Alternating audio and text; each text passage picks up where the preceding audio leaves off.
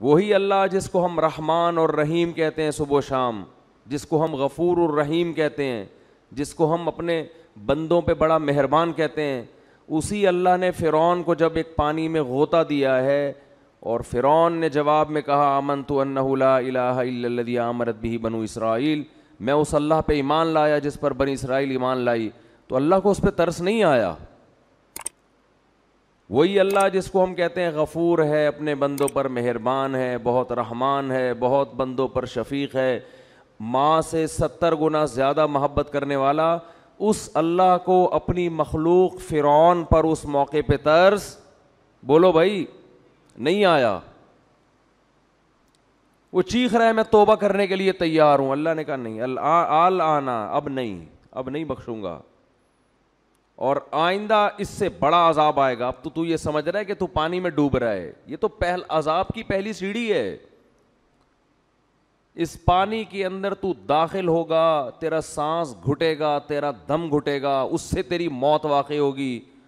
اور پھر اس کے بعد کیا ہوگا؟ النار یعرضون علیہا غدوا وعشیا،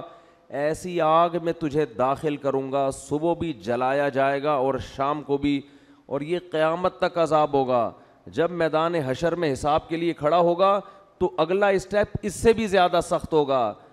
وَيَوْمَ تَقُومُ السَّاعَةُ، جس دن قیامت قائم ہوگی، أَدْخِلُوا آلَ فِرْعَوْنَ أَشَدَّ الْعَذَابِ،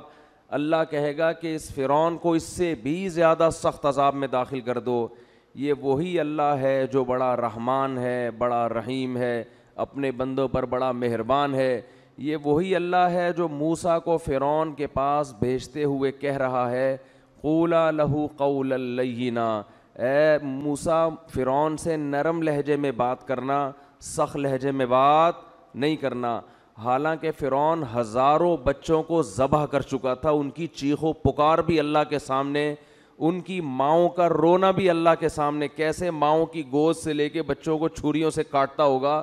آپ تھوڑی دیر کے لیے اپنے بچوں کو سامنے رکھ کے تصور کر لیا کرو، کیا ماؤں کی بد دعائیں اس فرعون پہ لگتی ہوں گی۔ مگر ایک طرف اللہ ایسا رحمان ہے کہ موسیٰ سے کہہ رہا ہے اتنے ظالم کے ساتھ بھی جب آپ نے دعوت دینی ہے، سخت لہجے میں بات نہیں کرنا، ایسا نہ ہو وہ بدک جائے آپ کی دعوت سن کے، نرم لہجے میں بات کرنا، لعلہ یتذکر، شاید توبہ کی توفیق مل جائے، شاید کوئی سیدھے راستے پہ آ جائے۔ یہ اللہ کی رحمت کا پہلو ہے کہ اس سے زیادہ رحمت کسی کی ہو نہیں سکتی۔ اتنے بڑے ظالم، اور